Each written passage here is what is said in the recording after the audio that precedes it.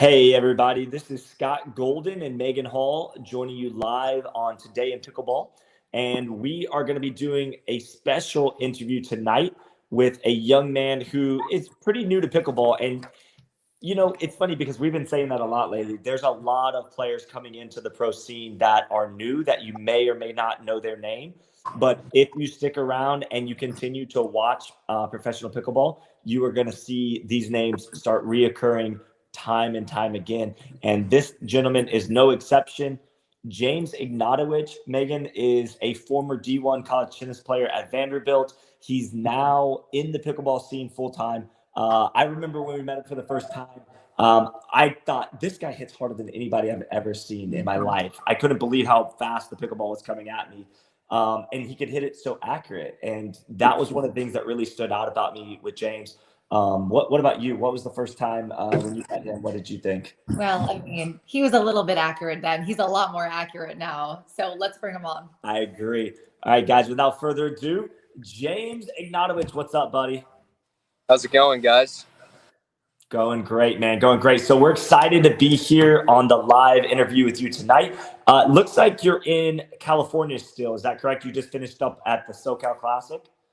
Yeah, so I'm in Newport Beach now. I got here a week ago for the San Clemente PPA.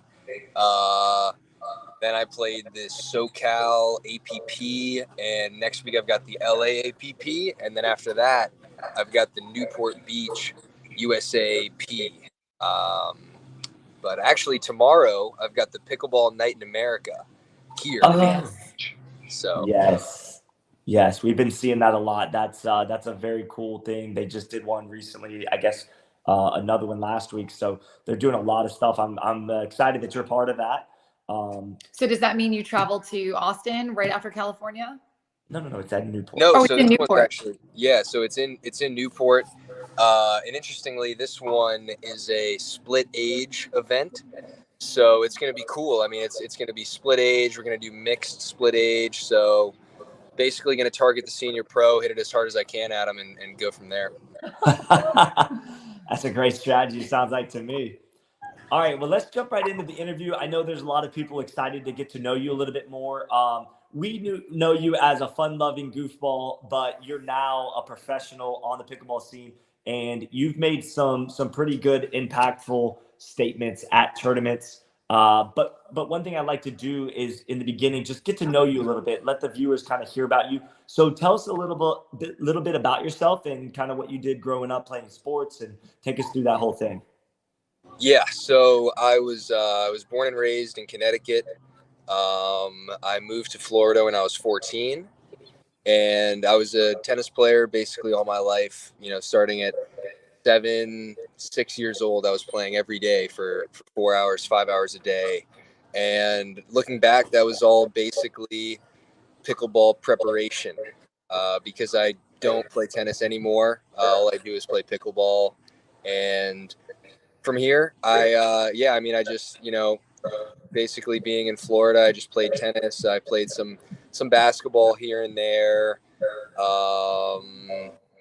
I've got 3 siblings. I've got a sister, Ava, who is 20, I think. Then I've got a brother, Nico, who's 11. And then I've got a brother, Jordan, who is 8. And we live in Delray Beach, Florida. So I'm just saying, if Nico and Jordan get a jump start on pickleball at 8 and 11, you're going to be in trouble. Oh, the funny thing is, Nico's 11, and he plays, he was already he already is a high-level tennis player. He plays all the time, and what he does is he goes to Calusa Park in Boynton Beach, and basically and he goes with my father, and they go and they play amongst, fully grown adults, and Nico is the best player out there. It's so funny to see it. He's dominating them, and he's such a great player. Will we see Nico playing in the junior US Open circuit anytime soon, or that's any junior? possible. The thing is, I mean, he's such a smart kid, and he's got so much more going for him than I ever did. That it's like, I don't know if he's going to play pickleball or if he's going to be a scientist or go to Harvard. He's going to do some amazing stuff. He's so much better than me at everything. from when I was that age. I mean, he's such a, I'm so lucky to have him as a brother, and he's so amazing that, I don't know, he might be too good for pickleball. He might be too cool for it. So, we'll That's see. sweet. That's really sweet. Oh, okay. So obviously your family plays. What's your major? I know you're a senior at Vanderbilt. What are you studying? Yeah, so I was originally going to be an econ major only, and now it looks like I'll have enough credits to be a double major of economics, econ, and human and organizational development, which is like kind of a joke major, just social science type stuff. Yeah, that's about it. So Cool. So not necessarily your passion, but maybe pickleball is your new passion? pickleball is definitely my new passion. I think about it all the time. I play it all the time. Last night I had a lucid dream of me just hitting cross court dinks for minutes. It was weird. All I'm doing is thinking about pickleball. Today I woke up at 5 a.m. and I was just working on my spin toss because I played this tournament this past weekend, and I got killed by this guy Hunter Johnson, who was just having this this spin on the serve. It was confusing me, so I figured I've got to learn it. So I've got to do the spin serve. So I'm gonna master it. That's my new plan. So awesome. And I have no doubt you're going to be good at doing that once you start putting your mind to that. So I have a question. Did you ever want to be a pro tennis player, or was that just you were done with it? I think I might have wanted to be a pro tennis player when I was 8 years old, and I didn't know what anything else was. Short answer, no. Tennis is old news. Tennis is just big pickleball.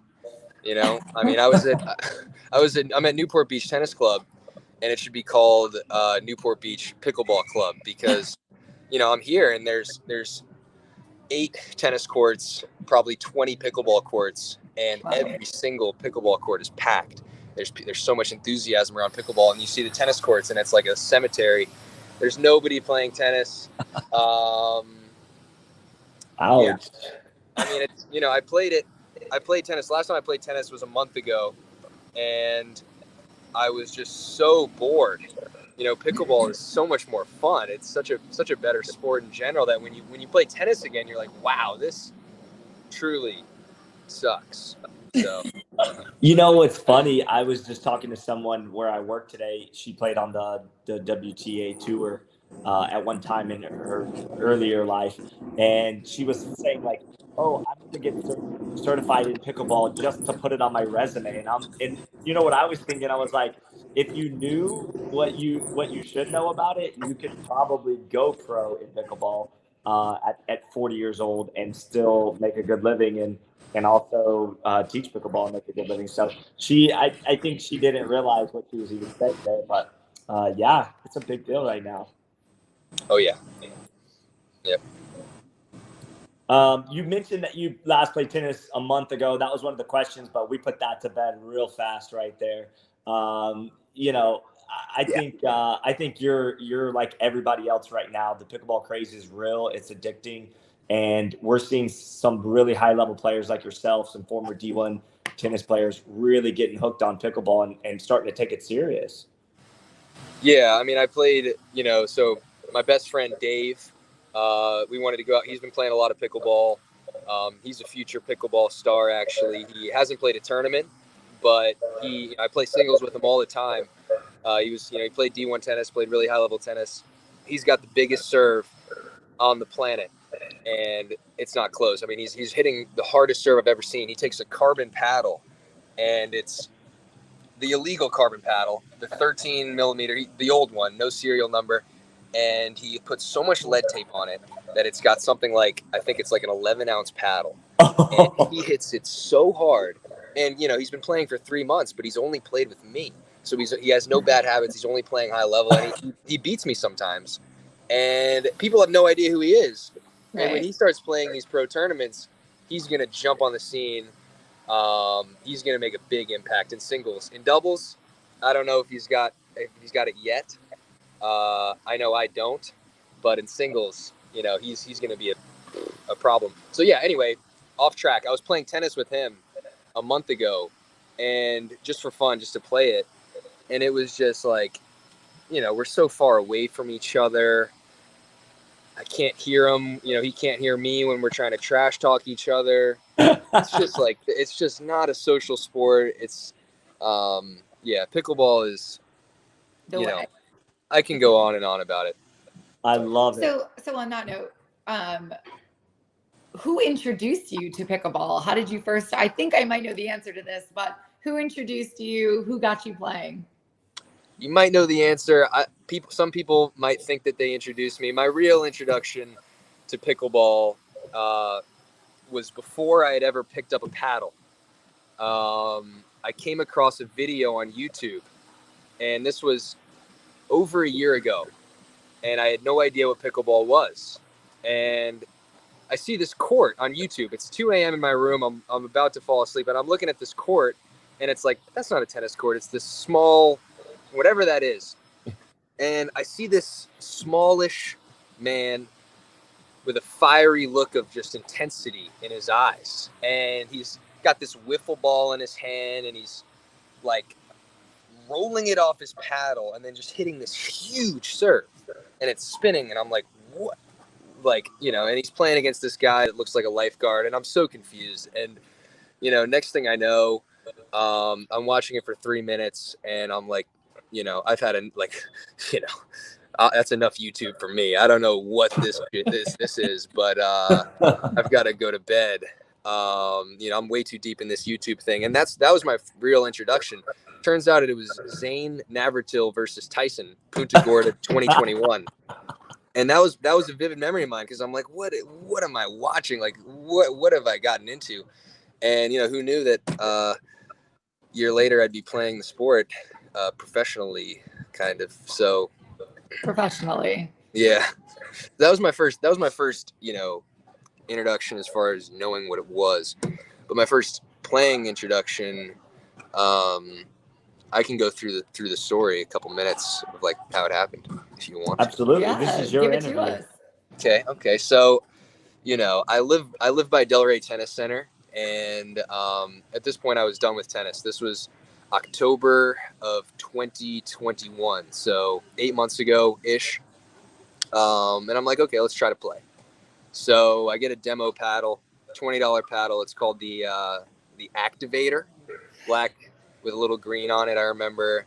And I didn't end up going to Delray Tennis Center. I went to a different park, and I thought it was kind of like pickup basketball. You just show up, play. I thought I'd be pretty good at it because of the tennis background. And I show up alone, try to find a game, and I play some doubles. Didn't really know how to dink, had some fun.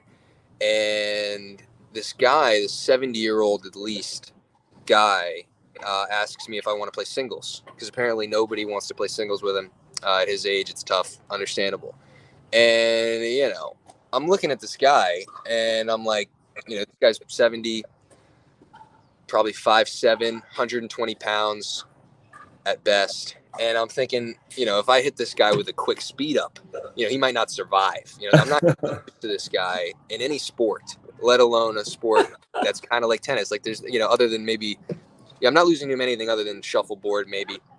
So we start playing, and he is just dominating me. He's got me on a leash. He's putting me side to side, and he's talking trash, telling me that I'm not going to be good. He's like, he's basically just working me, and I felt really sad. I almost wanted to cry a little bit. It was so embarrassing. He's just destroying me, and basically his friends start coming over. His friends are watching. They're making fun of me.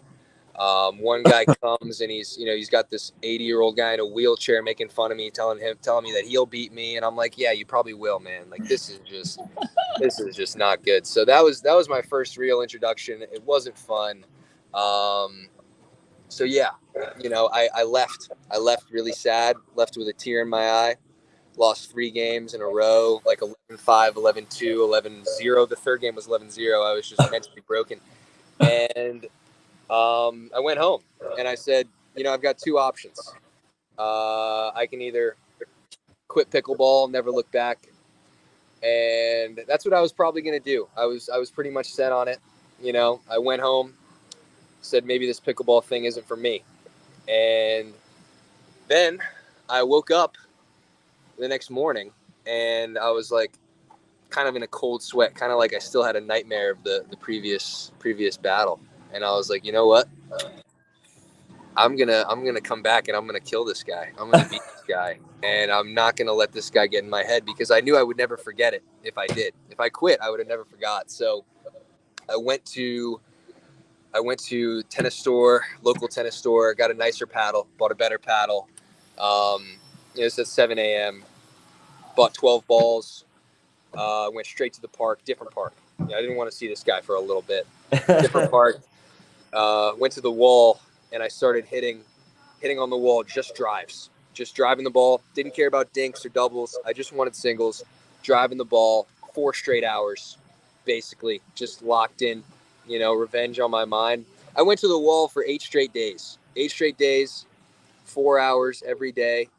And then I went back to that same park where the other guy was. And of course he's still there. And, he knows, he looks at me, he's like, yeah, I know why you're here. And I'm like, yeah, you know why I'm here. Let's go. We go, we play. We played 4 games.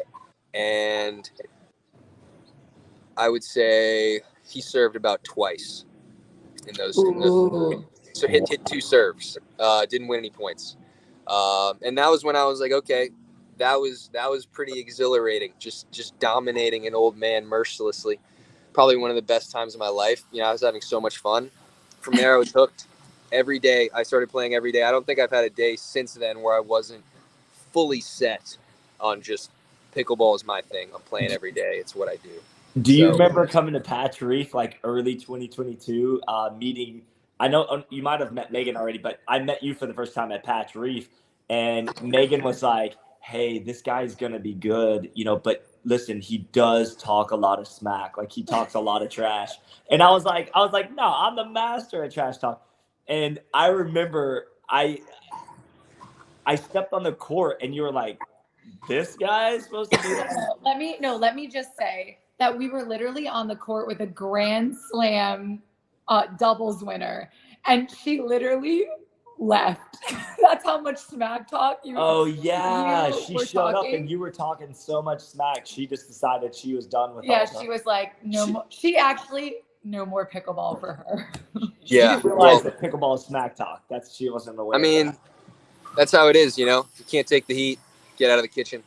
But I do remember I beat you two times in a row when you just had started, and you were like furious. You're like, "There's no way this guy should beat me."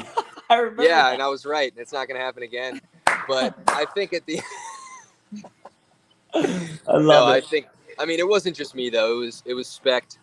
Specht was a big instigator, and I had to keep up with Specht. So. Oh my God, he is the master at trash talk. Do you remember the name of the older man that you eventually whooped at Calusa or at this park that you went to? I don't know if I should name him. I really don't know if I should. We should leave him unnamed. You need to give him a shout out. His name's Jerry. Jerry. I don't even see him. I don't go to that park anymore. But anyway. Jerry, if you're listening, I know you're the man. You motivated this guy right here to play pro pickleball. I love it. Uh-oh, I think we lost him. Oh no. All right, James, you're gonna have to come back with us. We'll catch him in a minute. Not sure what happened to James, but hopefully he'll be able to log back in. Okay, so far he stayed on track for the most part, but he is wandering a little with stuff, which I can appreciate. I think that's funny. Just to let you guys know, we're gonna come up to this question, but James in singles has defeated Zane Navratil, Jay DeVilliers, J.W. Johnson this past weekend in SoCal, Jake Kuzmiter, AJ Kohler, Rafa Hewitt, Jack Foster, Ryan Sherry. He's defeated Scott Golden. Yes, and Scott Golden. I mean, he is just rolling through some of these players. Federico Staxrud. He's really beat the majority of the top players in our sport right now. So really exciting to have him on. He should be back with us in a minute. Hopefully. Unless his phone died. Maybe he didn't charge it.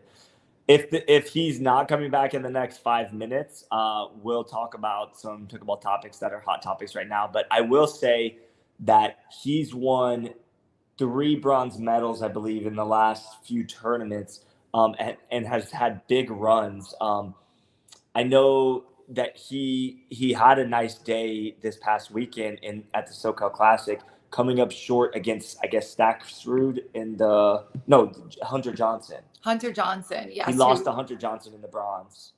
Correct. Hunter Johnson, who took silver medal in the SoCal Classic this past weekend, he also destroyed quite a few players this past weekend out of nowhere, really. I mean, I know he started off playing some 5-0 matches, and now he's worked his way up to pro and really made a name for himself this past weekend.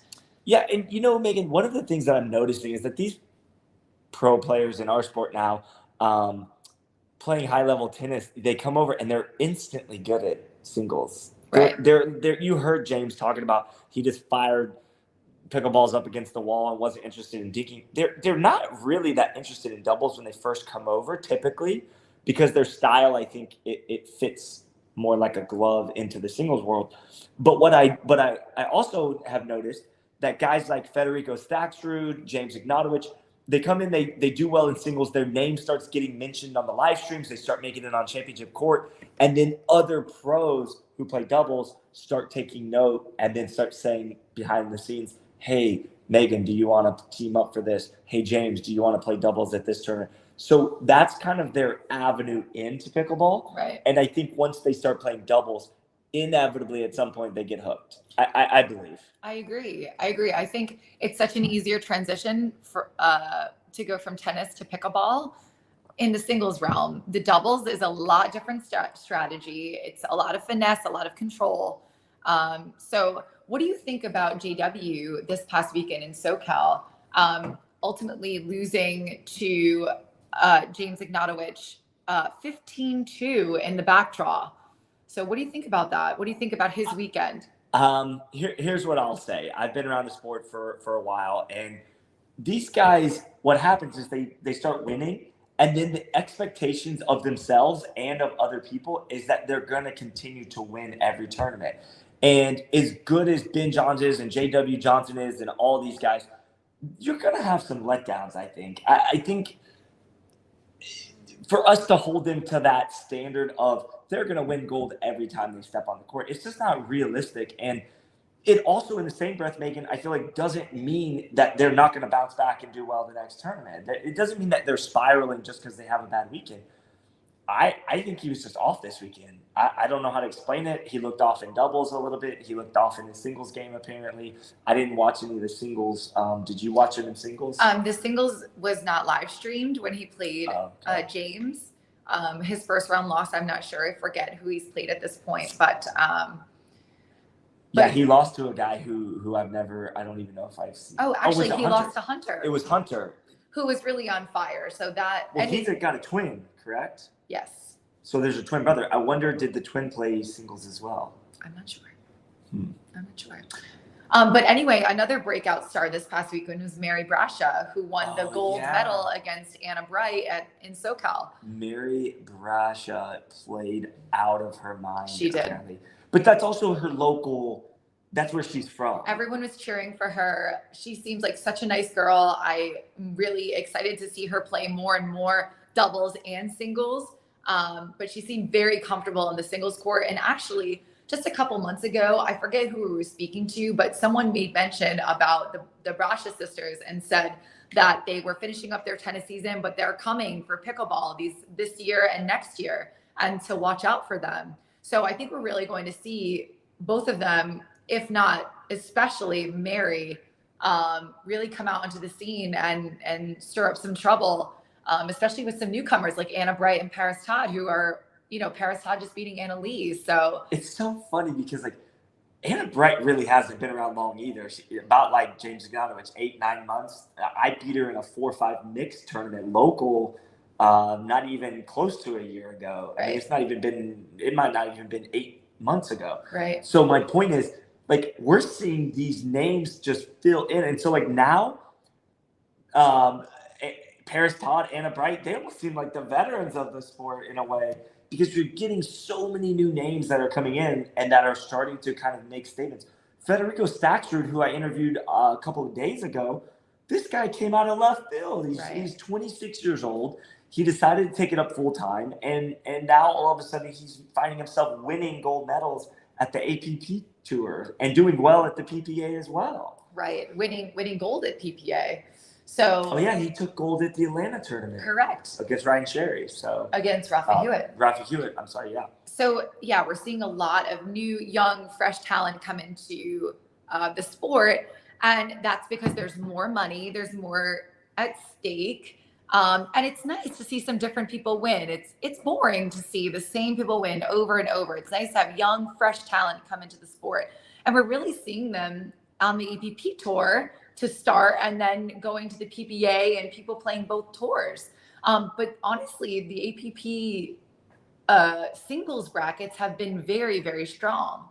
Yeah, I agree. And I think that we're at the beginning stages of singles becoming a major part of professional pickleball, because I believe that as the money grows, the quickest avenue into professional pickleball is going to be through the singles route. And look, JW Johnson's, I think he's 19 or 20 years old. Federico Staksrud's 26. James Ignatowich is 21, 22. I could go on and on and on and list these guys that are all basically under the age of 25 who can play pickleball till they're 60. Right. And that's why James Ignatowich, honestly, you see his eyes light up when he talks about pickleball, is because there's a real future in this, Megan. I mean, we realize that this is just the beginning of big, big things. And thanks to the PPA and the APP and the MLP and all these organizations, Ken Herman and the Pardoes, who saw this vision back in 2019, right, and really started saying, all right, yes, this sport's been around since 1960, but there's really no heavy push for professional pickleball. Matter of fact, before you were in the sport, I had started playing, and I would go to these tournaments, and these were part-time professional players, all of them. There was no Ben Johns. Kyle Yates was the I guess the asterisk of, you know, he really blazed the trail, I believe, and others. I mean, but Kyle was like the biggest name at that time. Timothy Nelson, who quite frankly had a little run in 2019, but stopped playing after that. And, you know, they weren't even making very good money. Like, there wasn't any Timothy real Nelson, money. is that who the Nasty Nelson is named after? Yes, that's the puppet master, Timothy Nelson. He was left the scene right before I came on, five and a half years ago. Went dead silent on the scene for probably 2 years. Comes back in 2019, has a good run with Joey Farias, played several tournaments, and he couldn't handle the heat, basically. I mean, that was, and I don't mean the heat like the pressure. I mean, like, literally the physical temperatures. He has an issue with his he has some kind of physical ailment that he can't join the club. Yeah, if anybody can relate, that'd be you. So what do you think about the APP, the PPA, MLP, you know, coming into the sport and, you know, putting pro pickleball on the map? I mean, what do you think about the team aspect of MLP versus the more tournament aspect of APP, PPA? Well, I can tell you right now, tournaments for these pro players is like the blue collar steel worker, you know, gets up every day, goes to work, makes their hard-earned money, and then goes home. They clock in, they clock out. That's the tournament grind, right? You're somewhere different every weekend. You might be playing a string of 4 or 5 tournaments in a row, get your little break, and you're back out on the road. It's a grind. MLP, though, Megan, is like the Super Bowl or the All-Star game of the season. You know, you get that break, you get that window. Now you're going to be competing as a team. Mind-blowing numbers for pickleball in my mind. $100,000 split 4 ways. That's insane. It's over a weekend. You can't tell me. I don't care what professional, unless they're breaking into the top 200 or whatever, or maybe top 100. There's no way you can't tell me that making 25 grand over a weekend competing in a fun team atmosphere event is not going to be a blast. It's absolutely going to be a blast. So, you know, in my mind, I really think that these pro players are starting to see the bigger, grander picture. What about you? What are your thoughts on it? Yeah, I mean, I think the MLP has caught on to something with the team events. I think that they're fun, they're lucrative as for money is concerned. I've heard that they're very well run. And they seem to be doing a really good job, and people are excited to watch no matter who is playing. It's been great for the sport of pickleball, and we'll see as pickleball develops and over the years, where the type of tournaments and how they'll be run will change and evolve. So we're trying to see when and if James can get back on. I think his phone died, to be real honest. I think his phone died. Right. Or he got abducted by aliens. I'm not sure which one. Could be. Also, just wanted to point out, that there's 52 tournaments, I think, between the two So tours. many. And I don't know how these pros are deciding where they're going to go. I really don't. I have a question for you. What do you feel about how the PPA decides who's a contracted player and who's not? And how do you feel about maybe them offering contracts to players who, aren't in the top 10 or? Well, that's okay. So that's what that was in going to be. Singles or doubles, because you might be top 10 doubles, you might be top 10 singles. It might be one or the other. Well, I'm going to tell you right now. I think they want somebody that plays all three.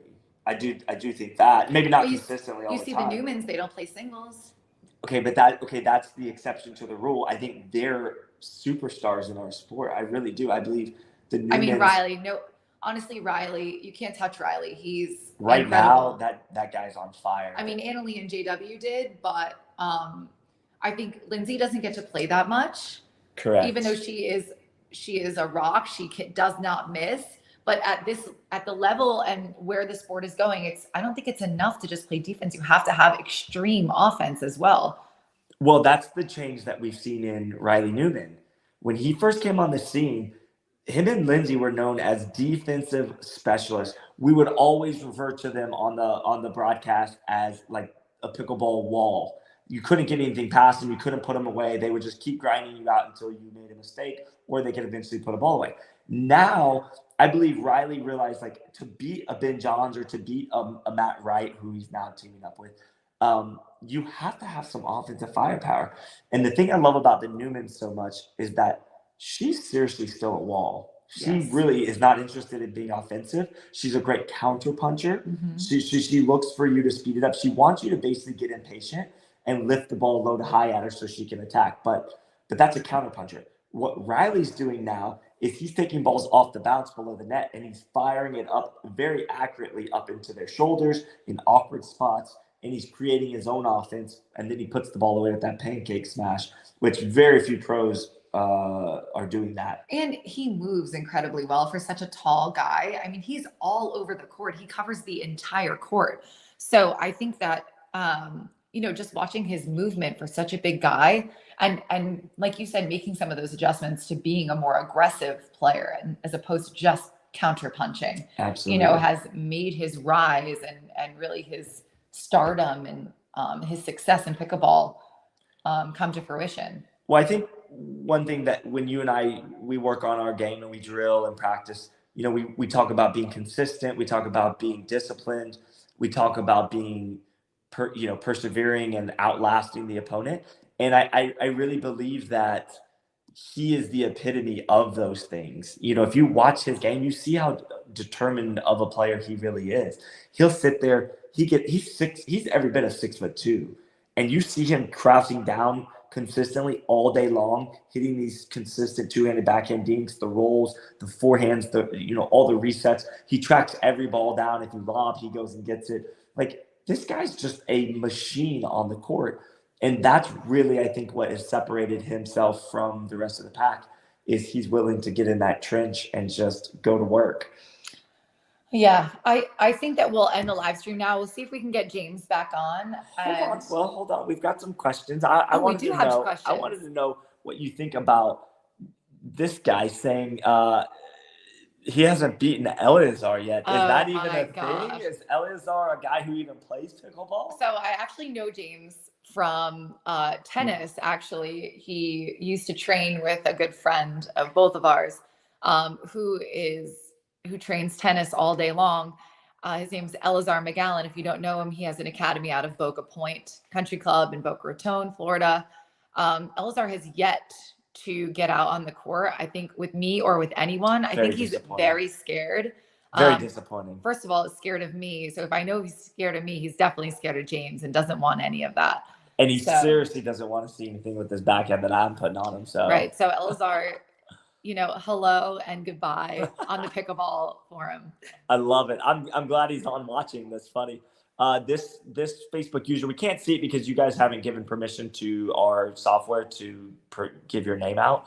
But that's why it says Facebook user. But Thomas Wilson is also another player that he's beaten, and he was throwing up between matches or games. So I know in this past weekend, James was playing against somebody, and he said that he was still able to pull out the win, but he was getting sick during it. He had to, I don't know if he took a medical timeout, but he did get physically ill during the match in SoCal. So absolutely. And then here's a reference to the original game that James played. This person said, I find it suspicious that Iggy mysteriously got knocked off moments after outing Jerry. Ooh, that's so true. We can't see who typed that comment, but is this Jerry? And is Jerry like in tech and totally, or not in tech, or maybe he just, James did look like he was in a back alley there. Yes, he did. And let me throw another curveball into this story. As he's telling this story, which by the way, I've never heard James's origin story. I actually know a Jerry who plays pickleball from Calusa Park who took a golden axe paddle from me, put $80 in his pocket, and never appeared again. And I don't know if he still has that $80 in his pocket. I'm not worried about it at this point. It's no big deal. But I think that's interesting. Could it be the same Jerry who took down James Ignatowich before James was? Jerry, if you're there, please message us. We'll bring you on the show. Yes, we will. Get her reunited. Well, I've got Jerry's cell phone. If it's the same Jerry, Jerry's a pretty, common name in our neck of the woods. Very true. But Jerry from Calusa, who played James, I don't know. Seems like around the same time frame, right before he had to have surgery. All right, what else we got? We will find out. I like this compliment from this Facebook user, who, by the way, if you are willing to say your name, please tell us. I think this guy, James Ignatowich, has what it takes to rock the top rankings, especially in singles. I do too. When you say something about the X factor about somebody, that guy or that woman's got the X factor.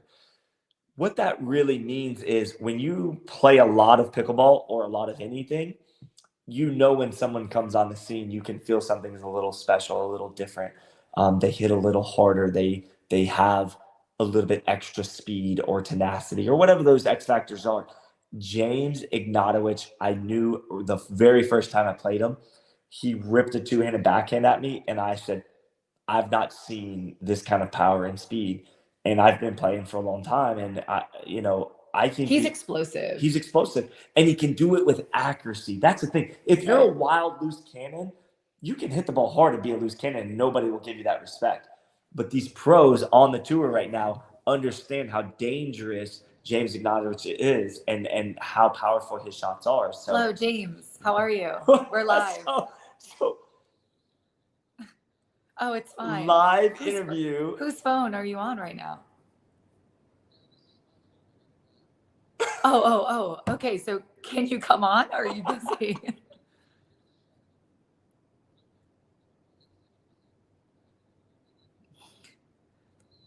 Hold on. Let's put you on speaker so everyone can hear.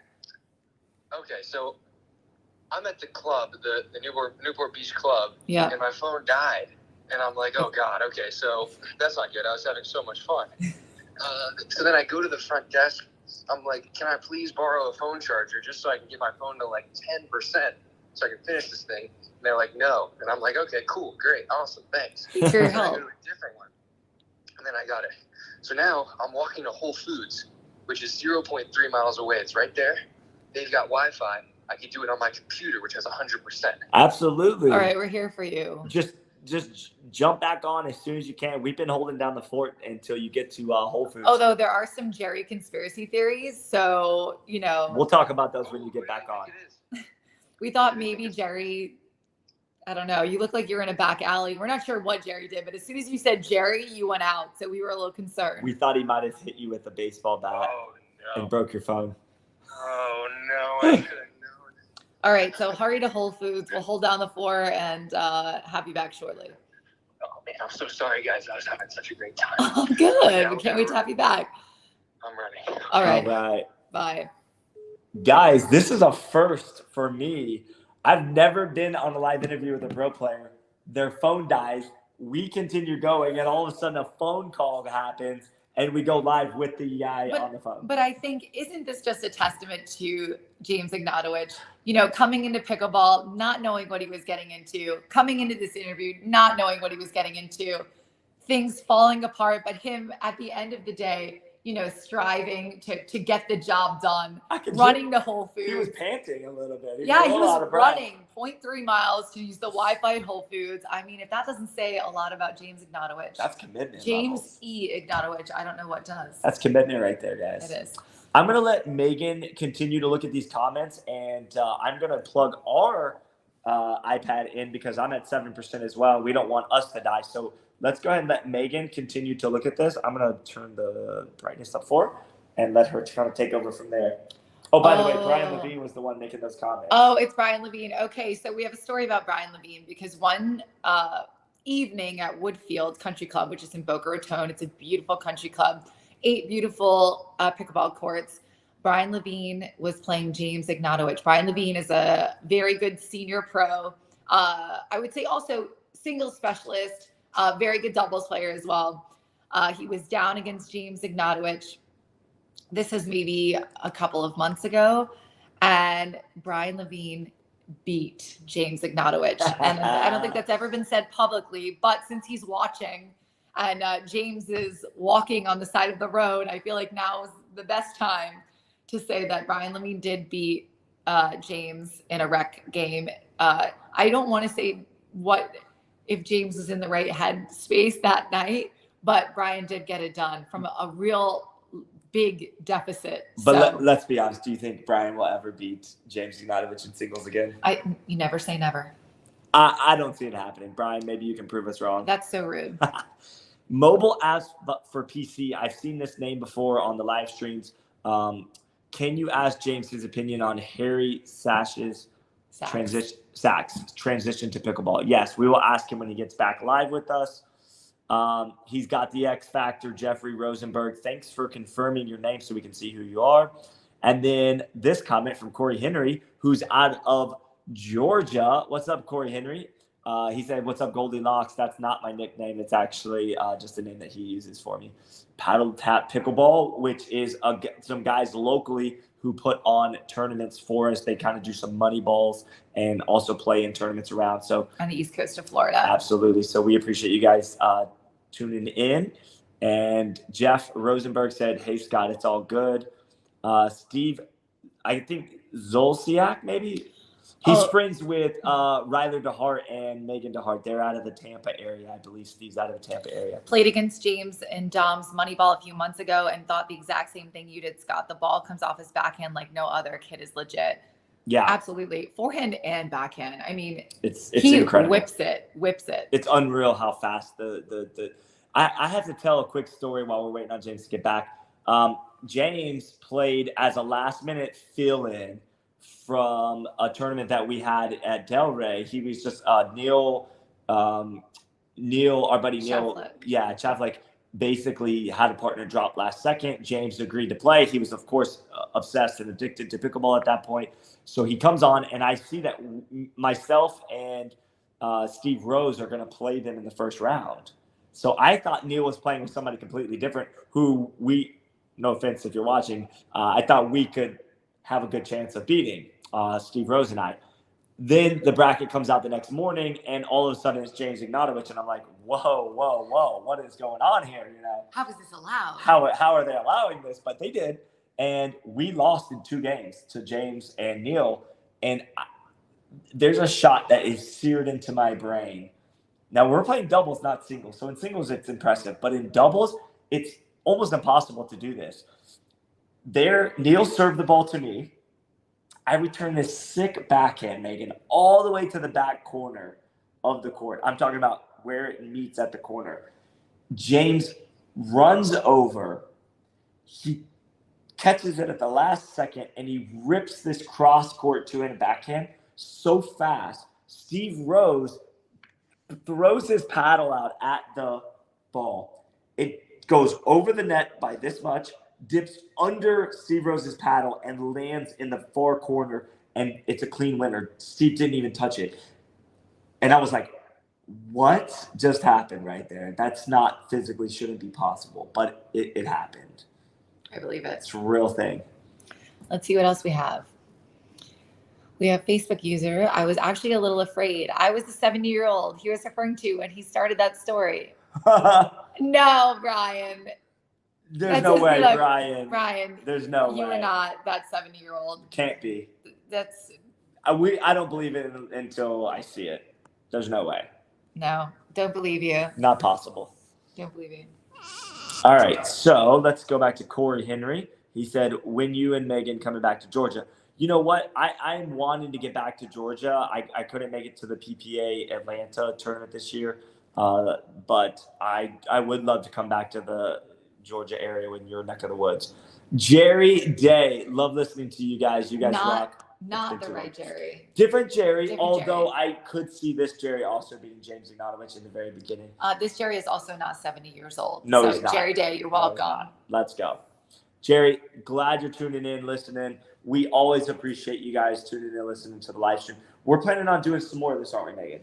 Yes, we are. We're going to try and get on a weekly basis, interviewing some companies, some players, some, we want to interview people in pickleball. We want to give you guys information that's happening, what's going on a more regular basis. If you don't already, I have a Instagram page, a TikTok page, Facebook page. It's called Today in Pickleball. So please follow if you don't already. I put out pickleball news and content. I'm having a web page built soon. So there's a lot going on for pickleball in our world. Absolutely. Also, we want to kind of get your opinion, guys, those that watch a lot of these interviews.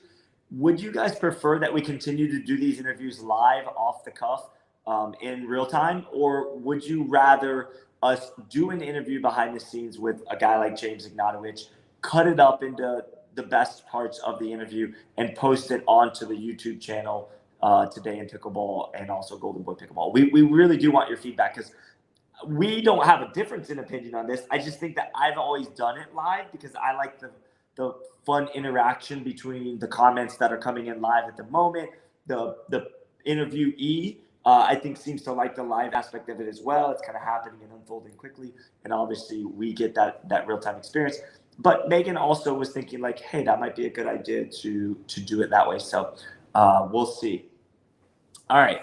Charles Kaplan said, great job. That's always a good compliment. And this Facebook user, who will remain unknown until they allow our software to put their name out there, said, fun listening. Jeff Rosenberg said, keep it live. Love live interviews from Charlie Kaplan. And Zolciak said, keep it off the top. Love it. All right, cool. If you guys have any questions for James, now's the time to go ahead and get those questions gathered. And so when he comes back after jogging 0.3 miles to Whole Foods, we can get that live. Megan kind of thought we were going to wrap it up and end it and then come back, but that's all way too much hassle. But then I got a phone call. Then I got the phone call that he was making all that effort. I've never seen that before. That's impressive. Okay, let's see. Oh, love the clock behind you. Time stops when you guys speak. Arsenio, let's go. Yeah, you know what? The clock is a good touch. It's a good look. I like it. Also, what are your thoughts on these pros moving to Austin? It seems like that's a hotbed right now. What are your thoughts on these pros getting offers to move to the Austin area to be in the hotbed of pickleball? Well, I think the only thing in that area is a hotbed of pickleball. I think we're seeing a lot of top pros move there just simply because they can get a lot of great play in. I mean, Zane Navershall, when he's home, who is he really playing with besides Johnson Cola in his area? I'm not sure. And Matarata, but a few guys, but not much, Right. And I think Johnson Cola is not going to benefit from Zane, moving to Austin. But I think if the offer is good and it's good for business, why not be in a pickleball mecca? I think we're going to see other pickleball meccas develop around the country. There's courts popping up everywhere. I just read about a 24 court facility in is it Oregon? Utah, I think is what you said. Was I it believe Utah? you posted it as Utah. Yeah. Gosh. And then there was one that just got built in Florida, Bradenton, Florida, which is where Jerry Day's from. Oh, in right. Bradenton, or just north of Bradenton. So I believe that is another facility that got built with some covering over it. Eugene, Oregon is Eugene, Oregon. Is where the 24 court facility at a community college. We've been there. We went to Eugene, Oregon. We did? I thought we went to Bend. Oh, Bend. I think that's near Eugene, though, correct? Is it? Can someone tell us? I Obviously, actually we don't know. Do we have any Oregon Oregon folks watching right and now that it's can tell not us? Oregon. I did learn that when we played the tournament there last year. She said Oregon, and they Oregon. almost There was like, strangled no, it's her. Oregon. Like multiple people almost clobbered her. Actually, it was me, you, and Annika Cooper. We all roomed together, and we also went down the. Oh yeah, tell them that fun story. Oh gosh. It's a river. It is a river. It's the river where we stayed. It's the name of the city that we stayed in. Poor Annika got loose from our tubes, and but tell them the story. We all had our own individual tubes, but we hooked together. We linked up with some. It was cold. With some latches, they linked together, and. Hey, Eden. Tell them what happened. We're going down. We're having a great time. We're going down the river. We're having a drink. Whatever we're doing, we're going down the river. It is cold. It was cold. The sun is not out. The water is cold. It's definitely cold. And we're going down the river, and all of a sudden there were some rocks. We hit the rapids, basically. We hit the rapids. And somehow Annika's was not tied on well enough, and it broke free. She broke free. From us. She flipped in the water. And there's nothing we could do. And the stream just keeps going. All right, so I don't want to embarrass Annika at all, but you remember, how when you, if you wash like a cat or a dog and then their hair gets really tight, she popped up out of the water and her hair is just stuck to her face. It was a nightmare for her, honestly. I think she hit the rocks. It's one of my favorite moments in pickleball, though. We'll never forget those moments where she basically popped up and then was trying to get back on the tube. She couldn't initially get back on the tube, so she was just floating down the river. We were dying laughing, but trying not to laugh too loud because we didn't want her to think we weren't actually supportive of her recovery. Shout out to Duran. Oh yeah, shout out to Duran Hurley for hosting us and providing the tubes and making that trip so much fun. I believe they're having that same tournament out in Bend. Yeah, so I've been asked. Jason Bach is a guy, and there's another guy he played with recently at the U.S. Open, and up in New York. So they're traveling, doing a lot more traveling, trying to play pro. They're out there in that Bend, Oregon area, Eugene, Bend, Oregon area.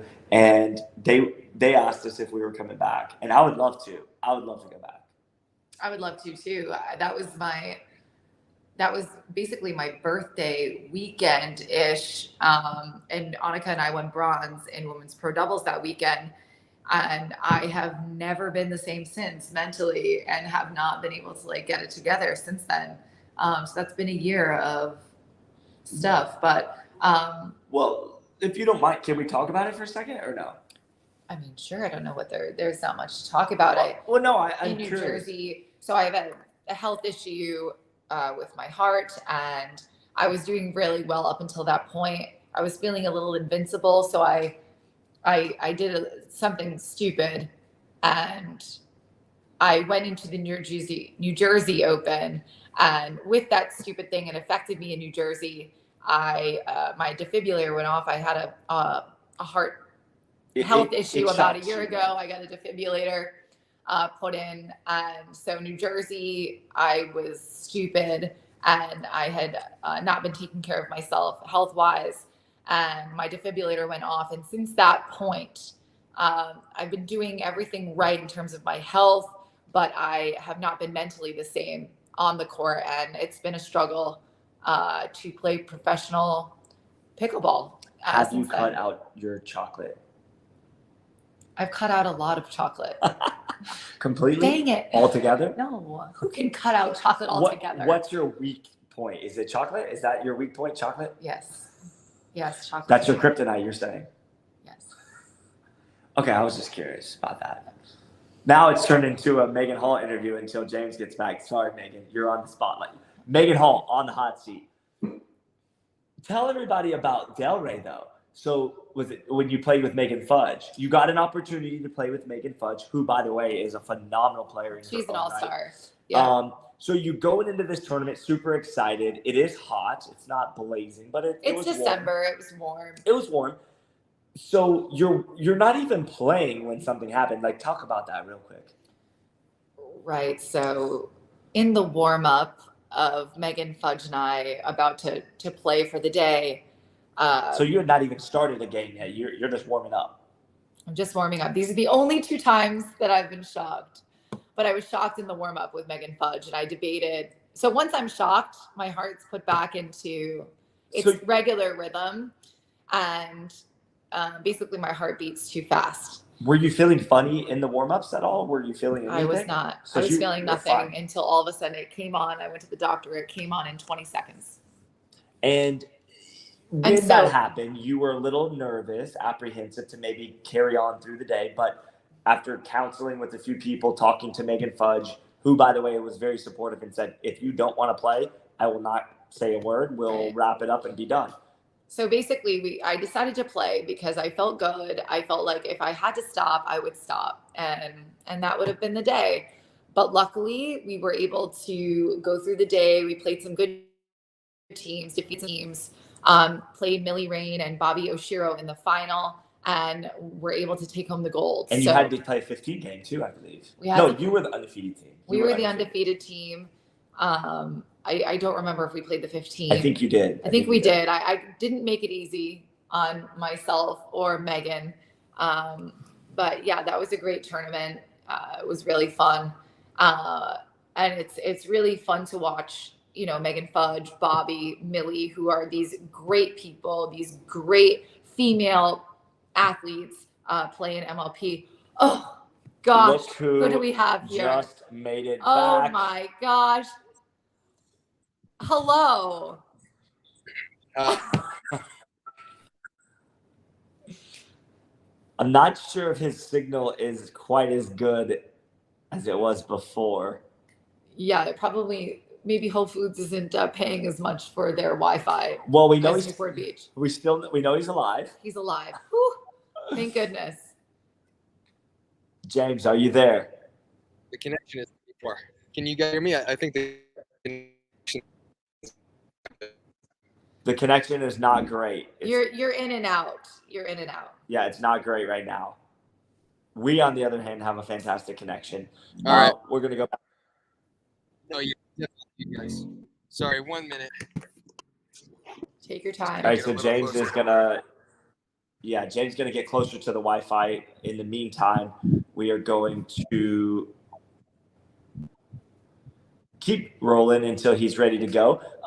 Let's talk about today in pickleball. So after those issues that you had and you basically decided to take a little bit of a step back, take a breather, figure out what you wanted to do with your next step, you created Today in Pickleball with the purpose of bringing up-to-date news, articles, sharing some of the best things that are happening in pickleball. I think you do a fantastic job with it. I would love to say that I contribute a lot to that, but I actually, I just share it once she does the creating. So you do a great job with it. I think it's an amazing logo. Today in Pickleball just kind of fits. So we're going to be coming out with a podcast as well. Here, James, it's going to be called, we'll do that later. Let's get James on. Let's see if we can bring him back. James. Here we go. Okay, nice. Oh.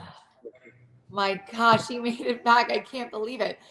I was saying kind of, this is just, an exact replica of your pickleball journey so far. You've just faced, trials and setbacks, and you just persevere, walking to Whole Foods, getting the interview done, I feel like is just a testament to what you do on a pickleball court each and every time you step onto the court. Am I right?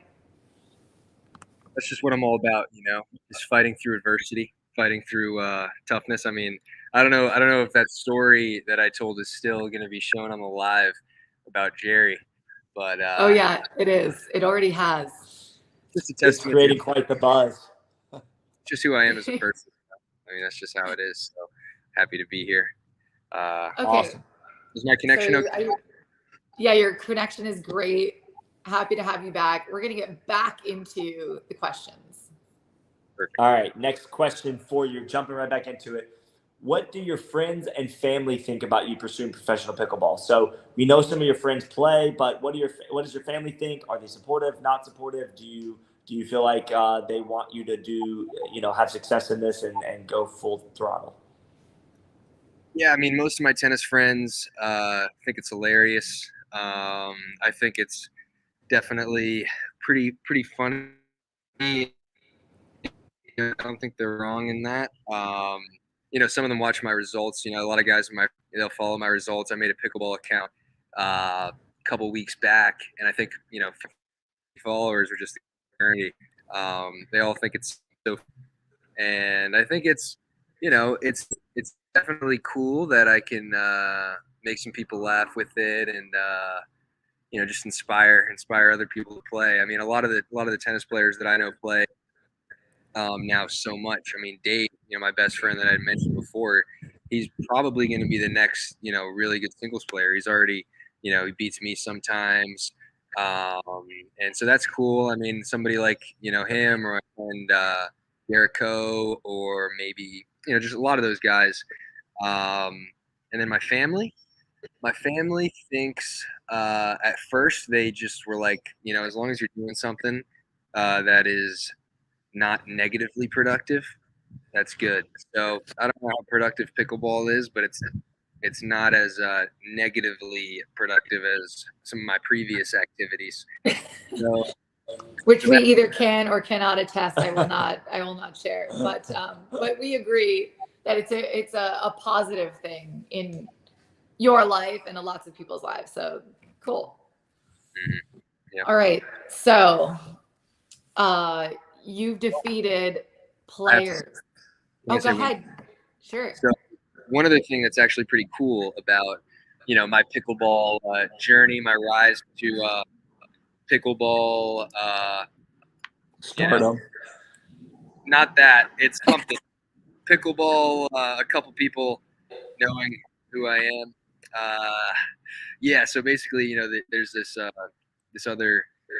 I'm actually in this class, or I was in this class at Vandy, with this other guy named Josh, and he's in another fraternity at Vandy. Josh Romero. He's a future pickleball pro, actually. Probably. I mean, the guy is just ridiculously good, talent-wise. Huge calves. I mean, probably the biggest calves you're going to see. As far as not only the shape of the calves, but just the they're just formidable calves. I think that's a part of pickleball. So anyway, his fraternity, partially because of me, I would imagine, set up, instead of basketball court in the back of the fraternity, a pickleball court. Guys are playing all the time. There was alumni weekend, probably 20 guys playing pickleball. A lot of 20 fraternity alums, all with their shirts off, having a good time playing pickleball.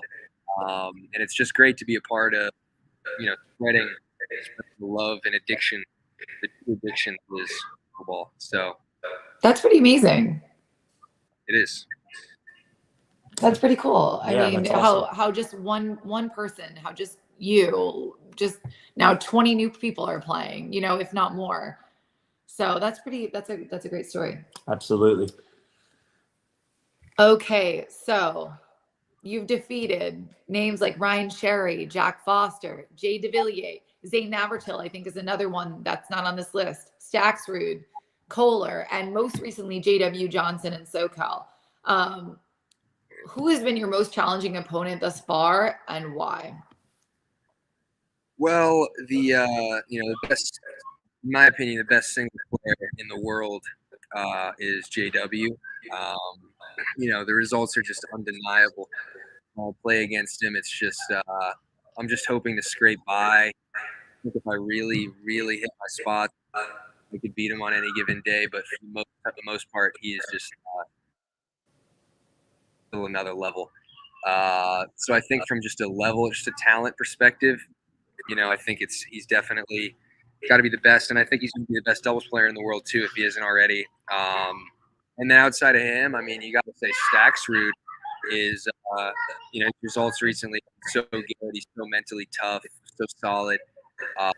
Got great ground strokes. He's got a big serve. And he is, he's tough to beat. He doesn't get tired. He's definitely, and it's funny because I was watching him in February or maybe March. I started playing pickleball.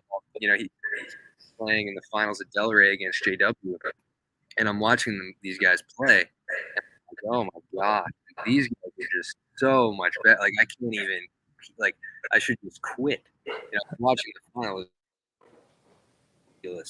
And I couldn't imagine even playing against them. And for now, even just having the chance to play with these guys is pretty amazing. You're breaking up a little bit. I think Jocelyn Villiers is tough to play, partially because he's. Oh no. You're okay, good. You're back. Can you hear me now? Back. Yeah. You're good. Yes. Okay, where did you lose that? You were just talking about Jocelyn de Villiers. Okay, yeah. I mean, I think a big part of Jocelyn, one of the reasons why he's so tough to play is just so darn handsome. It's tough to stay focused. I mean, you gotta focus on the ball in those types of situations. You don't want to be looking at another guy's, escalature, and that's basically the main thing. I mean, a guy like Tyson is tough because, you're gonna get barked at. He's gonna bring the intensity. He's got he's another handsome guy. I got to stay focused in that situation as well. So that's another tough one. Zane's Are you tough. for the mullet? Are you for the mullet or against the mullet? How do you feel about Tyson's mullet? Well, I'm generally against the mullet, but for Tyson, it's just it totally works. I think if he were to get rid of the mullet, he'd be crazy. I'm serious. I think it looks amazing on him. But if Zane had a mullet, that'd be a huge issue. That would that'd just be a huge mistake. So a guy like Zane, no. A guy like me, maybe. No. Tyson, yes. So I love it. Love it. All right. Zane, next. just to clarify, Zane is also one of the toughest guys I've ever played. But that's obvious. I mean, that's nothing else needs to be said about that. For sure. For sure. Well, what's been your favorite pickleball moment to date, and where do you see yourself in 6 months at the end of the year? Just take that question and do what you want with it. Well, as far as my favorite pickleball moment, it's tough to find a specific moment, but I think it's got to be one of them. Has got to be playing with my little brother Nico, 11 years old, already a great player. He's a great tennis player already, as already mentioned. Started playing pickleball recently. He's already, easily the second best player in my family, way better than my parents, way better than my little sister, who is 20, played Division I tennis. And wow. Yeah, so he's awesome. And, playing with him is so great because it's, kind of seeing a younger version of who I was. It's my little brother. Right. And obviously he's way smarter than I am, way funnier, such a hard worker, so disciplined. And, just to play with him and be out there and, try to teach him some things is such a cool thing. So I'm so lucky to have a younger brother like that, so that's one thing. As far as my other favorite pickleball moments, I don't have anything in particular. And where I see myself in 6 months, I don't know, probably just doing the same thing, playing pickleball. I don't know. I don't really tend to look to the future that much because when I look to the future, a lot of the times when I'm looking into that, I start to think, I don't want to think too much about what the possibilities are. I like to just live in the now and just play and have fun playing the game. I just am addicted to just playing the sport and hitting the ball, and it's just so fun. So I don't really care as much about any narratives or any ranking. It's funny because in tennis I did. In tennis I cared about a lot about what people thought about me as a player, my rankings, my this and that. And nowadays, maybe I'm just more mature. I mean, obviously I'm super mature. I mean, you guys know that, but the main thing is like, I really genuinely don't care that much about any of that stuff. I just love to play. And when people used to say that, I was like, that's BS. But now I really, really think that that's actually how it is for me. So do you think that's a part of the reason why you enjoy pickleball as much as you do? And maybe a part of the reason why you've seen your success in pickleball is this newfound mentality of, you know what, I'm going to play or be here in the now, whatever happens, and we'll see what the future holds. Yeah, well, I think that they go together. I think that I like pickleball more than I ever liked tennis. So there's more to like, and it's more fun. And, there's only enough capacity in my brain to care about, a certain amount of things. And I just care about playing pickleball. And I think it does have an impact on the success. But I think, they go hand in hand for sure. So that's a good answer. All right, I like this question. The next one is, who is your favorite pickleball player? So this is a good question, and I have two answers. So for singles, my favorite player is JW. I like to watch him play a lot. I watch him play more than is probably normal. I think the way that he goes about the game is pretty awesome. He's so relaxed, and he just, it's like he doesn't even really, I mean, I'm sure he cares, but he's not, he's very relaxed. He's just having fun, doing whatever he wants to do. And he really just toys with guys. He's really got guys on a leash sometimes, and it's hilarious. Even me, it's like he just embarrasses guys, and he doesn't even look like he's trying, which is pretty awesome. Who else? In doubles, Riley Newman for sure. I met him at the PPA in San Clemente. He had no idea who I was, thought I was just a random fan. That's fine, because that's pretty much what. Yeah, I came up to him. He was there. He was like, I was like, "Are you in a rush?" And he answered how you should answer to a random person asking you if you're in a rush. He said, "Yeah." And then he started to walk away a little bit. I'm like, "Wait, no, please. I just let me just get a picture." You asked Riley Newman for a picture? Yeah. So I got a picture with him. He's my favorite. He's overall my favorite player for sure. I watch more of him than anybody else, even JW. And yeah, so I was watching. So I got the picture with him, sent it to my parents, which is pretty cool because they know how much I love Riley. And yeah, he had no idea who I was, and he just was like, "All right, you're welcome, man." And he kept moving, and that's fine with me. I mean, I love the way he plays. I love the way that he competes. I think that he treats it like more of a college tennis. He treats it like more of a sport. You got to show personality. You don't have to show personality out there, but you can. And people that say that you shouldn't are wrong. You should, if you want to be, getting hyped out there, doing the finger wag, doing what you want to do. That's awesome. I was so hyped to watch Riley and Matt beat Colin and Ben in 5. I watched that whole match twice. So awesome. Oh, wow. Matt Wright is just also unbelievable. I mean, I think there was a stat that for the finals of the mixed at the PPA in San Clemente, he missed one drop. 5-set match, missed one drop. And it makes sense. I mean, the guy's 85 years old, and he's at the top of the game. And it's unbelievable. I mean, he's using an Onyx paddle. It's like, how do you do it? I don't know. It's incredible. And then you've got Riley, who probably shouldn't have said what I just said, but you got Riley. No, it was funny. He'll appreciate that. I feel like if you could have called out anyone, Matt is gonna write in like, "Hey, man, like, mad respect for that." 100%. Right? Plus, he knows he's 42 and dominating these 18 and 19-year-olds. Like, let's be honest, the dude's got. No, I mean, it's actually ridiculous.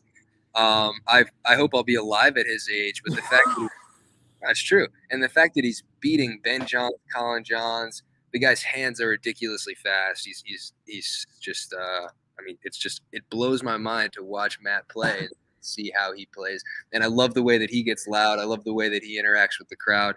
I love that team, and I feel more comfortable with two hands on my backhand. I always have, and that's why I've always liked to watch Riley, because I see a lot of myself in him. Trying to emulate some of the stuff that he does. He likes to take a lot of dinks on the rise, which is something that I like to do. He just creates havoc. I mean, he causes chaos, and he's so such an aggressive mover, and he's similar height to me. You know, there's a lot of similarities between me and Riley's game. Obviously, I'm not his level in doubles, not even close, but he's somebody that I can try to be like, and maybe one day be at his level. So that's why he's my favorite player. So yeah.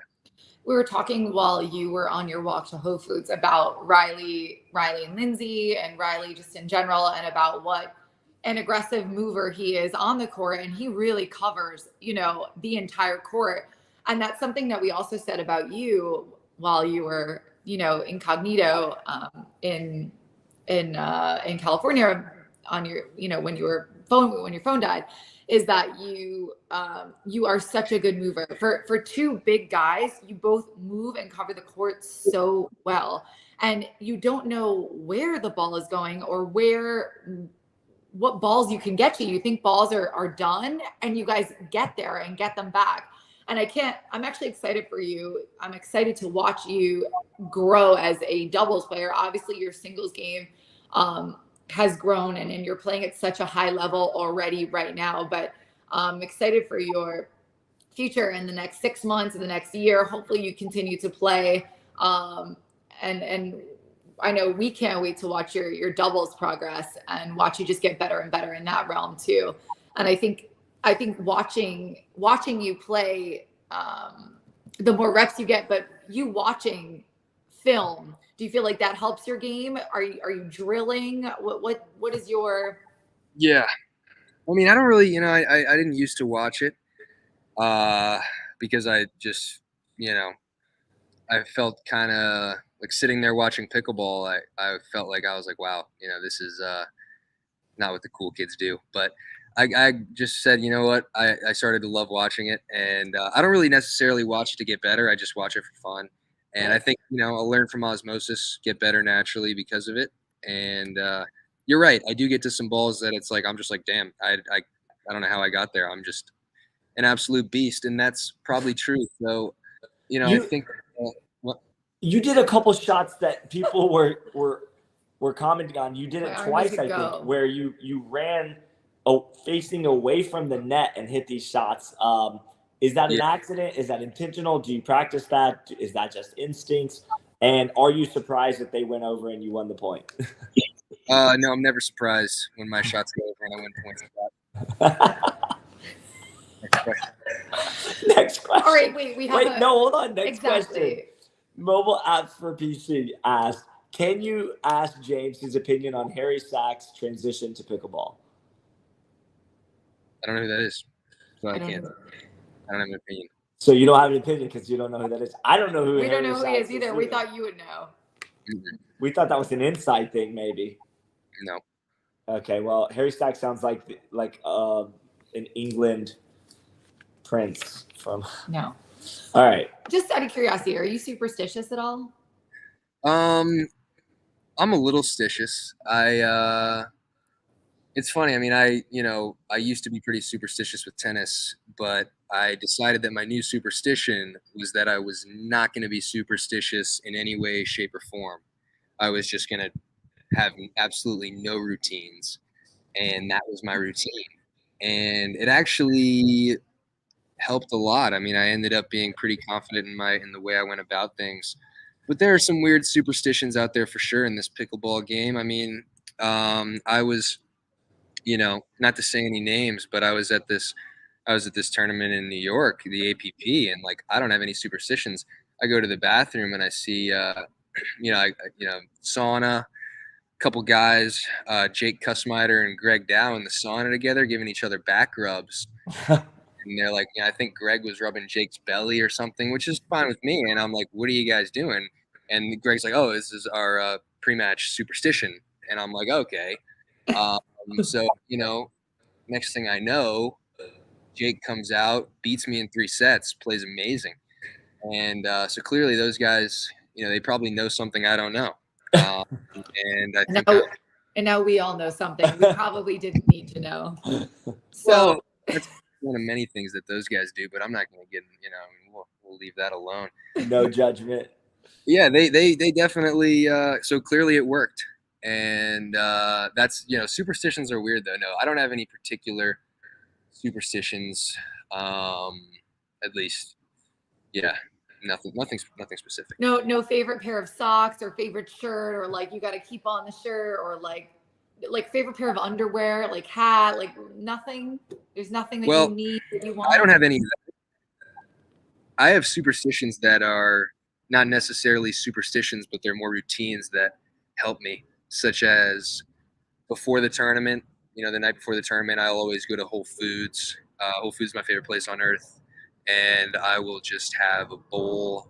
I'll get a nice box, spinach, kale, quinoa, couscous, complex carbs, healthy stuff, broccoli, pretty much all the nutrients. Load up on nutrients. And I don't drink. I'm totally sober now. So that's a superstition, I guess, within itself, just being kind of very, very healthy. I'm just really healthy with what That's good. Yeah. So is it probably any coincidence? Is it a coincidence that you went to Whole Foods for this Wi-Fi? That's just where I feel at home, Meant to be. All right, we got an update on that question. He said, sorry, I meant to ask James about Jack Mehoff. Iggy told me he was his original trainer at Delray. Oh my God. I'm going to take that down. Wait, I'm lost. I'm lost. Oh man. We're going to need a second for that one. Okay. I didn't realize that was the question he was asking. No, I know Jack. He's a good player. He's got good action, great flip at the net, and that's all, All right, moving on. Who will we see you teaming up with in men's and mixed doubles in your upcoming tournament schedule? I would say, okay, so I'm playing mixed with Lee Whitwell. Then for men's, but I'm not playing men's this upcoming weekend. Then for the weekend after that, I'm playing doubles with Federico. Oh no, wait. Then I've got Jake Kussmeider. Told him before the tournament sign up, he's not allowed to rub my belly or any back rub. Let's see, Federico the weekend after that, I think. I don't know the specifics, but definitely this year going to try to play some doubles in some Nashville tournaments or Nashville or Tennessee tournaments with my boy Josh Romero, probably the second best player at Vanderbilt University. You'll be hearing him on the pro circuit soon. Davis Carvalho, that's the guy, Dave. He's the guy that beats me in singles sometimes. Biggest serve on the planet. We're bringing him along too. He's going to take over for sure. That guy's got a lot more talent than I do. So, yeah, I'm gonna bring my friends along, is what I'm trying to say. I'm bringing my tennis friends, and they're gonna be, I'm bringing a new wave, and they're gonna all be better than me, which it doesn't that much. Yeah, it sounds like you're playing with all the single specialists. So we'll see how all you guys end up doing in doubles. Okay, what are your thoughts? APP, PPA, MLP. Do you have a favorite? Does somebody do it the right way? Anyone, tell us your thoughts. Yeah. So, as far as the APP is concerned, Ken Herman is definitely one of my favorite guys. He's so giving, so caring about the players. He helped me get into that New York APP that I was on the wait list for. He's just such a helpful guy. Generally, just a flat out stud. Lauren McLaughlin, one of the best commentators in the game. They're all playing for second. Obviously I'm the best. We saw my match commentating on Tyson's match. I think you guys saw that, right? Did we see that? Yeah, I did not. You haven't seen it. All right. Well, I let's just say I put up a clinic. Oh, I think I did. But that was a PPA. Oh, yeah. No, I'm just saying generally commentators are, they're playing for second in the commentating game. Oh, wow. Yeah. Sorry, Scott. Yeah. Well, no, I think it's definitely, it's no secret that the PPA tournaments are legit. So, it's the energy, the atmosphere of these PPA tournaments is awesome. The venues are awesome. Lifetime Fitnesses. I wish they'd be a little more accommodating to letting me go in and go to the bathroom, even though I'm not a member. That's fine. Not a big deal. But no, the PPAs are awesome. They've got, particularly this guy, Chris Carson, best hype man in the game. He's the only hype man in the game, but there were other hype men in the game, he would still be the best. I mean, he's got he's really good at his job. I just love the fact that they have a hype man. He's such a great guy too. Hannah Johns, great commentator, great interviewer. I think that she's the one that let me commentate for that PPA. So I'm really grateful for that because I had such an awesome time. And, she's so nice. They're all so nice over there. And, I never played the MLP. So I don't know. I mean, well, you got to apply, I think, too. So if you didn't apply, that may be one reason. Yeah, I mean, 25 G's for winning. I don't really care how they treat me, So. Bathroom, no bathroom, 25 G's. Exactly. I won't go all weekend, That's fine with me. So gotta love it. Awesome, man. Good thoughts on that stuff. We always appreciate your insight there. The next question is, it can be a little sensitive these days. People are switching paddles a lot, doing different things. What are you currently playing with and why? And are you planning to sign with anybody soon or in the near future? Any conversations going on right now that you can talk about? Yeah, so, I signed with an agent, Josh Friedman, top-notch management, super great guy, really smart, helpful. So I'm waiting for him. I'm going to let him kind of take over in that regard. And we'll see. I mean, so many great paddles out there. So many, now that everybody's kind of understanding you need the grit, especially for singles. People are getting it. And it's, so currently I use Yola, and I love those guys. Tom Wynn is, he's a great guy. That whole organization is great. And we'll see. I mean, I'm not signed with them, and I don't know what I'm going to do. So that's pretty much it. I mean, I might be using the Scott Golden Signature Monarch paddle for all I know. Let's go. Golden Axe in the house. Yeah. On that note, okay, how would you describe your pickleball game in just one word? Mental toughness. Oh, wait, that's 2 words. You could just combine it all. It could just be mental. I mean, we could just do mental, period. Yeah. Intensity.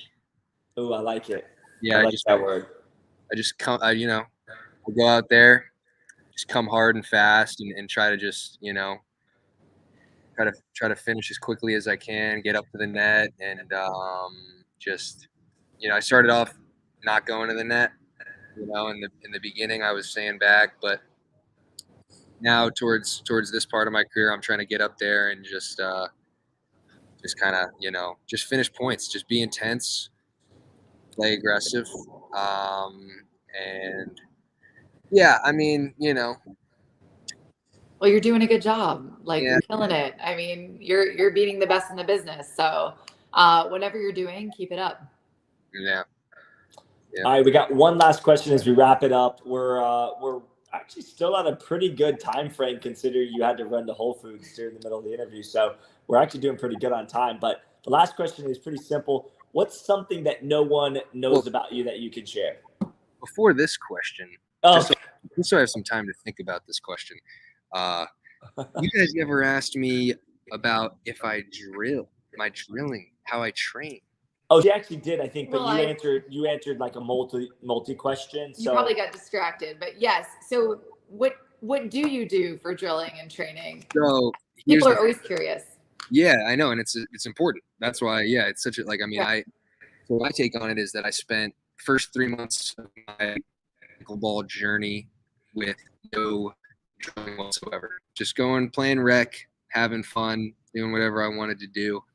And I realized that my game was so. Hey, James, you're breaking up, and I want people to really hear this. So, just give it a second. And let me see if we can hear you. It should come back into focus. All right, there you go. Go ahead. I can hear you guys well. All right, Okay, go ahead. great. Go ahead. Yeah, so I mean, first 3 months of my career I wasn't drilling and I wasn't getting much better. After back having fun, not getting better. And I was talking to my boy Neil. Shout out Neil from Boca. Me and him won the 5-0 doubles in Delray. I think my second month playing, most of it was him. He just was holding it down. He went for it, and so Neil, great player in Boca. He was a guy that was willing to drill with me all the time, and drilling is so important. He's great at dinking. He's great at the net, the soft game, the stuff that I wasn't as good at. And we did a lot of drilling, Neil and I, basically, half court games where we would have a dink feed and then just lay it out at the kitchen line, and working on that type of stuff. And when I was in college, well, I'm still in college, but when I was at Nashville, there was nobody that wanted to drill. And I was like, what am I going to do? I was going to lose my mind in my dorm room because I'm thinking about pickleball all day and nobody wants to drill with me. And nobody wants to play with me because every time I play a rec game, I get iced. And so then I don't want to play. So thank God there's this guy named Matt O. Matt O.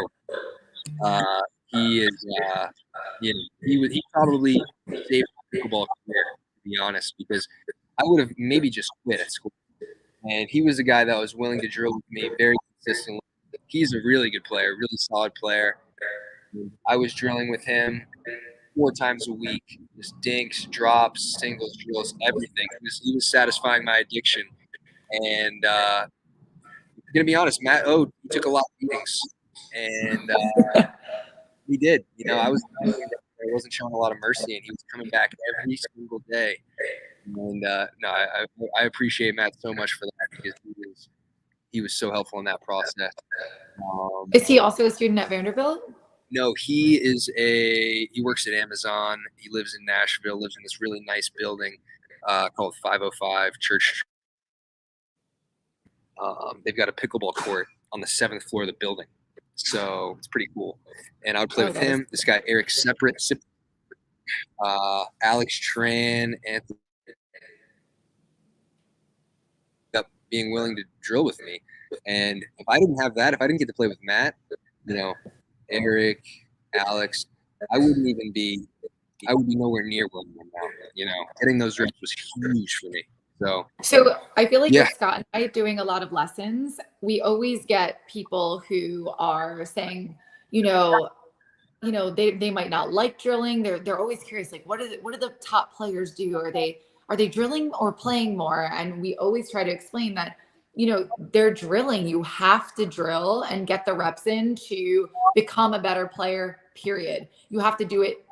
I mean, again, it depends on what level you're trying to get to, but you have to do it multiple times a week to see. And it could be, depending on the level, it could be for 20 minutes, 3 or 4 times a week if you're a 3-0, 3-5 player. But obviously, when you're playing at the professional level that you guys are, it has to be a little bit more time, just more balls hit.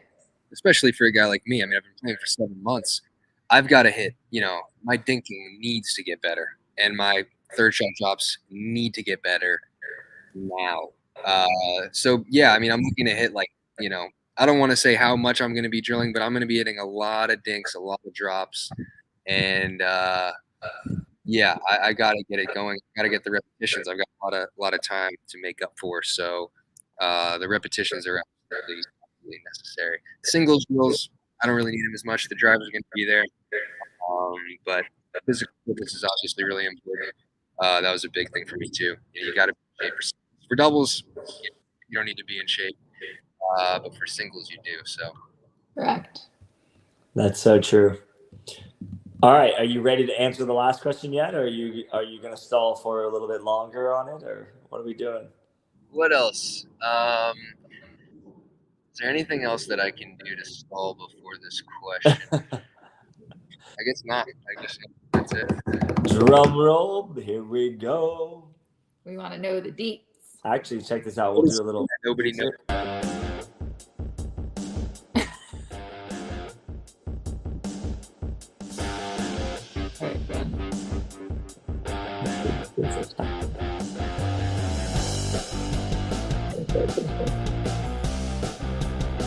All right, let's get to it.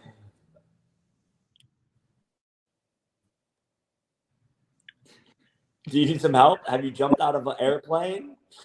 Oh, no. Wait, you guys cut out. Okay, you were there? You can hear me? Oh, yeah, we can hear you.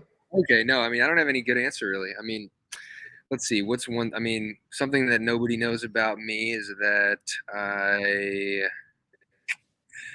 I meditate very frequently.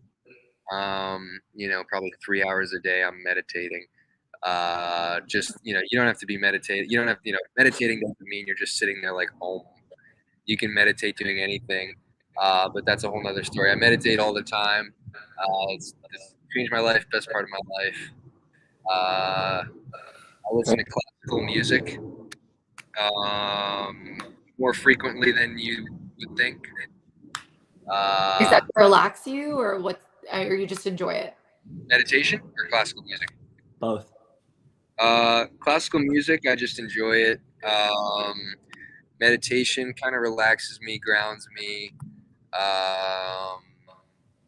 just keeps me makes it so that my thoughts aren't so loud, so that I'm not consumed by my own mind. A lot of people are, basically just slaves to their own mind and thoughts, and they are just in their own world all the time. And it helps me stay here in the present moment all the time, which is important. You're either here or you're thinking, and I just stay here in the now, which is important for many reasons. What else? Another thing that nobody knows about me. People know that I'm, sober. I eat really healthy. I'm just a good boy in general. Wasn't always that way. I don't know. Yeah, that's it. What else? Well, good for you. I mean, those are awesome. I'm learning. Those are really cool things. What did you say? I'm learning a spin serve. I'm going to be like Zane Navratil. I'm coming with the spin serve. Yesterday, I lost in singles. I got 4th place. Lost to a guy with a good spin serve, and I was like, I've had just about enough. I went to the courts. Random 3-5 guy was like, "I'll return your serves," and I spent probably 6 hours working on this stupid spin serve, and I'm gonna do it. I'm gonna get it done. And I'm gonna be like Zane. It's gonna be just like Zane's. And if it's not just like Zane's, then I'm not gonna be satisfied. I'm gonna get the stupid spin serve because I hate it so much. Not enough, and I'm gonna master it. I love it. Love it. Well, you know what? When you're back home, Scott will also return some serves because you need help returning that spin serve, don't you, Scott? Yeah, no, I don't appreciate the people that do the spin serve really well. I'm not a fan. But, I think it should be. I think it should be banned. I think, but it's not going to be banned. I'll learn it. I guess. I know it's not going to get banned at this point. They've modified it so that you can only use the one hand. But I still think that guys like Johnson Cola, Zane Navratil, a guy named Porter Barr, who's a young kid, they can generate so much side spin. It's very difficult to get a good return. And that's part of their game. I remember playing Zane the first time when he did it to me. I had never seen it. And between me and my partner, Max Filipov, we probably missed 10 returns in 2 games or maybe more. That was with the chainsaw serve, though. That was the chainsaw, but still, it's very difficult if you've never seen it to defend it. True. Yeah, I mean, it doesn't make sense to me why why wouldn't I try to maximize the type of serve I could hit? I mean, 100%. Yeah, I mean, I just, I mean, I would imagine that like it's possible that I'll at least maybe it won't be as good as Zane's, but maybe it'll be more effective than what I got now. Basically. Yeah, of course. If Zane can do it, you can do it too. JW does a form of the spin serve where I don't know if he does this anymore. I know he was at one point. And George, he doesn't now. But Georgia still does it. No, but even when JW does it, it doesn't do anything. His serve is just, it's like mine. It's normal. Yeah, I mean his serve is probably better than mine because my serve is just so so abysmally weak. But yeah, Georgia's got a better serve. Georgia's serve is a lot better than mine. But she's better all around than me. So. Love it. Well, James, thanks so much for joining us. It's been fun. We've been through a roller coaster ride here with you today, but some really good answers. We hope all of you enjoyed getting to know James Ignatowich as well.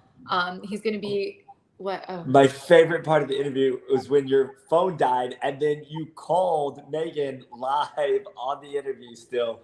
Fantastic. Never happened before in the 6 years I've been around the sport. Epic part of the interview. That's who I am. You know, I make it work with what I've got, which isn't always a lot, you know, and I just compete, and that's just, you know, I'm just a fighter. I love it.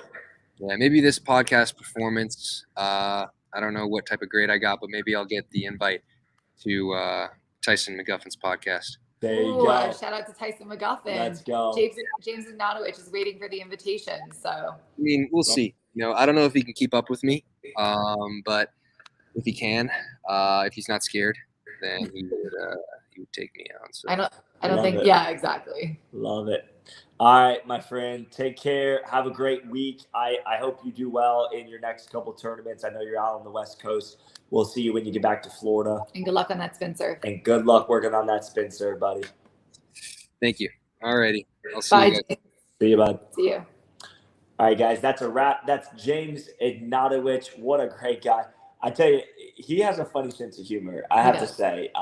Just listening to him, he shared only probably a brief amount of his actual thoughts and sense of humor. But really enjoyed the interview. I thought, you know, other than his phone dying in the middle of it, which actually turned out to be kind of entertaining as well. But yeah, we had good questions for him. I thought he answered the questions well. My favorite part of the interview when he was talking about his little brother. He seemed really passionate about his family, about his siblings, and it was really nice to see a guy of his age of 22 being that family centric. So that was really nice. Absolutely. All right, guys, we are headed home. I don't even know what that means. We're out of here. Scott Golden, Megan Hall, today in Pickleball. We'll see you later.